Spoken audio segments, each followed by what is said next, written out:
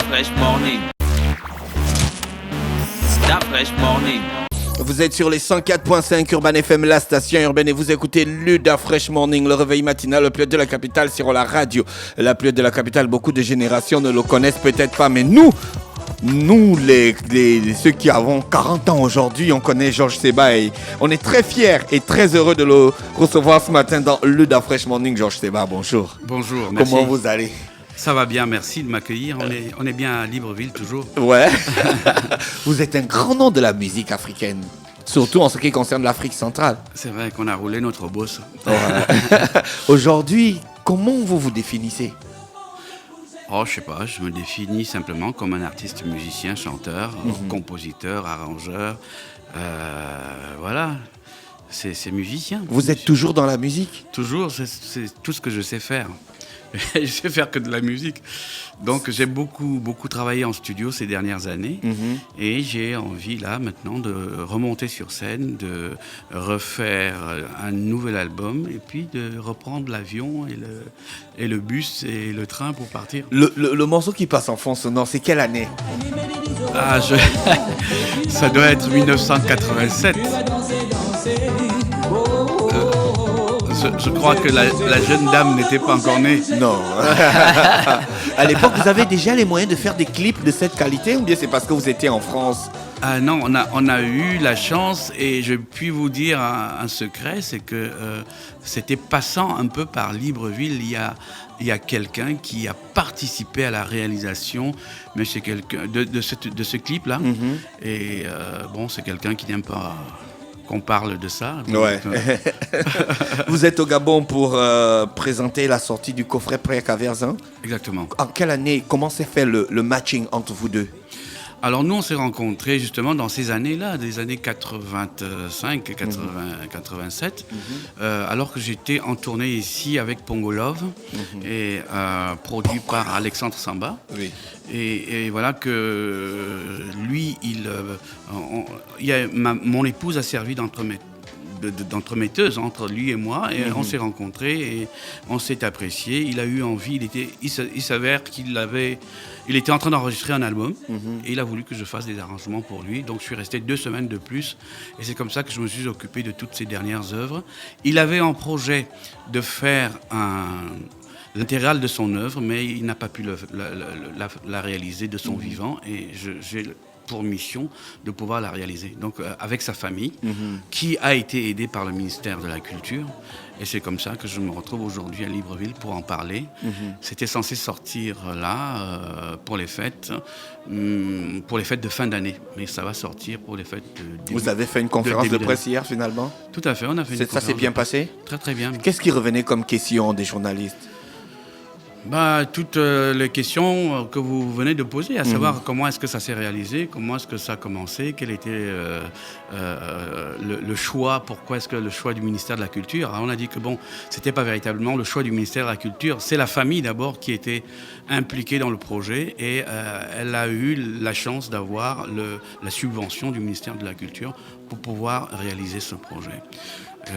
On m'a posé des questions sur l'aspect technique. Voilà, c'est ce que je voulais demander. Et vous avez encore les bandes originales? Vous allez les retravailler en studio? Qu'est-ce que vous allez faire exactement? Qu'est-ce que vous avez fait exactement? On n'avait pas les bandes originales et c'était assez compliqué parce qu'on avait parfois des enregistrements d'époque avec le magnéto à cassette. Il a fallu donc faire de la restauration. Ah oui. De la restauration en studio. Ça existe, ça?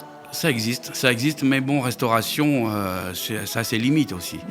Le plus important, c'est que même si, surtout vers le début de sa carrière, on se retrouve avec des produits pas toujours de bonne qualité à la fin, mais ça fait partie de cette nostalgie-là de l'époque, de ses premiers pas dans la musique. Ça vous a pris combien de temps de travailler sur tout ce coffret intégral? Alors, beaucoup plus de temps qu'on ne peut imaginer parce que normalement, c'était 1 mois. Mais avant ça, on a eu beaucoup d'échanges avec la famille qui a fait un travail formidable, surtout son épouse Maryse, qui connaissait par cœur son œuvre. Et donc, elle a pu réunir toutes les œuvres de bonne ou de moins bonne qualité. Et on me les a donnés. À partir de ce moment-là, j'ai travaillé avec des studios qui faisaient de la restauration, puis du mastering par la suite. Wow. Et voilà, qu'on a un produit qui est correct et qui est écoutable pour les fans de Pierre Claver-Zinc. Vous le connaissiez, vous le connaissiez avant. Il est parti et vous avez dû faire une sorte de travail de reconstitution en quelque sorte et de restauration au terme de la livraison de cette intégrale. Est-ce qu'il y a des choses que vous avez découvertes, que vous avez appris concernant Pierre Claver-Zinc au fur et à mesure que vous travaillez dedans? Comment vous êtes senti? J'ai pas appris des choses, j'ai été agréablement surpris, j'ai été conforté dans ma posture, dans ma position par rapport à ce qu'il faisait, de se dire qu'effectivement c'était un homme extraordinairement pluriel, un homme riche, un homme qui avait une créativité extraordinaire, qui maîtrisait sa langue et qui avait une thématique variée et qui ne chantait pas, entre guillemets, n'importe quoi. Donc c'est véritablement, moi je pense que c'est une richesse pour la postérité, ce coffret, et qu'il serait bien que les générations à venir soient enseignées, soient éduquées sur l'œuvre de Pierre Claver-Zinc. Oui, c'est toute la question que je voulais poser, l'intérêt historique ou encore quelle place donner aujourd'hui à cette œuvre de Pierre Claver-Zinc. Ben, c'est ce que je viens de souligner, à savoir que c'est un homme qui maîtrisait la langue, qui avait des thèmes qui sont des thèmes importants pour l'Afrique en général et pour le Gabon en particulier. Et donc je pense que les artistes et puis le public en général devraient prendre ça comme référence pour pouvoir se projeter. Comme on dit toujours, un pays qui n'est pas appuyé sur sa culture ne peut pas se projeter sur l'avenir. Donc c'est important qu'il y ait des projets de ce type-là, pas seulement pour Pierre Claver-Zinc, mais pour d'autres artistes encore, pour que nous puissions nous projeter dans la modernité.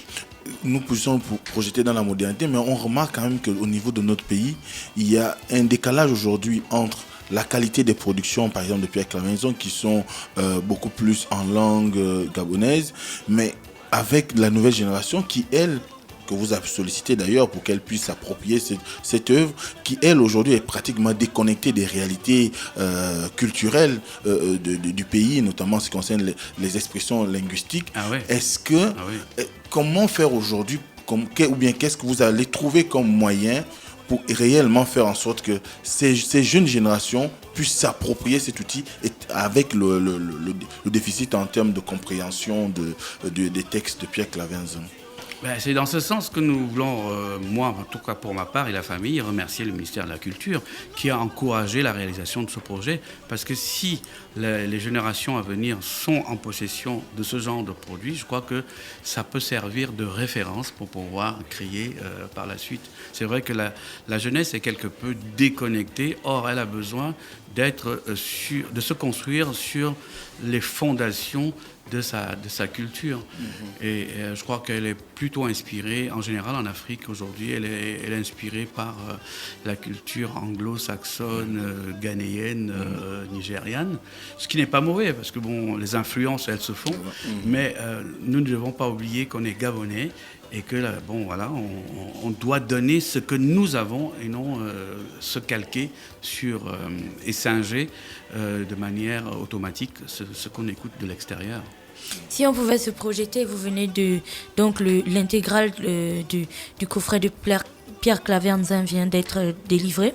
Si on se projette, vous qui êtes en communication ou en lien avec le ministère de la Culture, si vous pouviez nous donner un petit secret, est-ce que vous savez si en ce moment ils réfléchissent déjà à rendre hommage à un autre grand artiste gabonais? Je pense à Oliver Ngoma, par exemple, qui avait aussi qui a aussi une très très belle carrière, qui est même allé au-delà des limites du pays. Tout à fait. Je sais que la démarche du ministère de la Culture actuellement, je peux vous le dire, est de faire ce genre d'hommage et de revaloriser des acteurs de la musique pour qu'on ne les oublie pas et qu'ils soient des pôles de référence.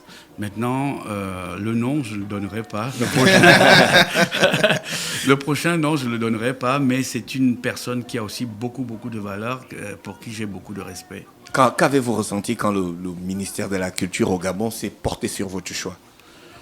Ah ben moi j'ai été très touché, j'ai trouvé ça formidable parce que c'est véritablement le travail du département culture d'un pays que de pouvoir valoriser la culture du pays parce que comme je disais, nous avons besoin de nous projeter sur l'avenir par notre culture. Et donc le fait qu'ils aient choisi de valoriser un homme qui s'appelle Pierre Claver Zang et que l'on puisse se rappeler dans les siècles à venir qu'il y avait un homme qui s'appelait Pierre Claver Zang qui était un artiste, un musicien, un poète, un homme politique. Et je trouve que c'est formidable de valoriser parce que ce n'est pas toujours évident dans tous les pays d'Afrique francophone de valoriser les artistes. Pendant que vous travaillez en studio, est-ce qu'il avait toutes ces personnalités-là ou bien il restait un artiste en studio? Non, il est resté un artiste. Il est resté un artiste en studio. Et même quand on a fait le tout dernier album, c'est moi qui l'ai arrangé. Il était ministre, il était député, mais il a gardé sa fibre artistique et il a chanté formidablement. Il a eu toujours son comportement d'artiste. Il ne l'a pas perdu jusqu'au bout. Il écoutait les conseils des techniciens en studio ou bien il donnait les directives? C'était un homme orchestre, on veut savoir. Non, c'est un homme qui avait beaucoup de personnalité, mais qui faisait confiance. Par exemple, il m'a fait confiance et moi je faisais tous les arrangements. Mais ceci dit, il avait de la personnalité. Quand il avait une ligne de basse, par exemple, il insistait pour que ce soit cette ligne de basse. Et donc, c'était un échange vraiment avec respect, un échange. Et c'était un homme qui était capable de vous faire confiance sur la façon de mener le projet, mais qui était aussi capable de dire ce qu'il avait envie d'entendre. Vous avez dit en début d'interview que votre mission à vous était de continuer ce rêve qu'il n'a pas pu concrétiser avant de partir. Alors au terme, mission accomplie. Mission accomplie. Moi, j'en suis très fier et j'espère que par la suite, des gens pourront faire la même chose pour moi.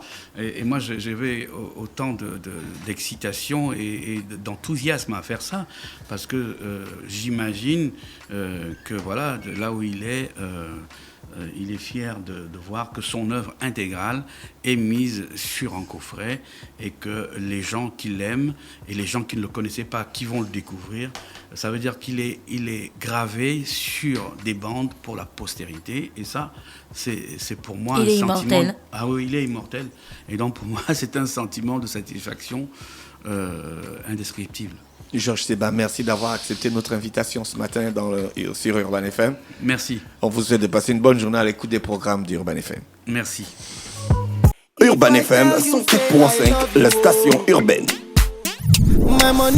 Vous écoutez Urban FM 104.5, la station urbaine.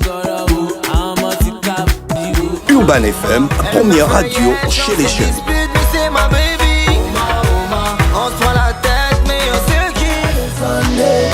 Urban FM, la radio des musiques urbaines. Urban FM 104.5, la station urbaine. Stop Fresh Morning.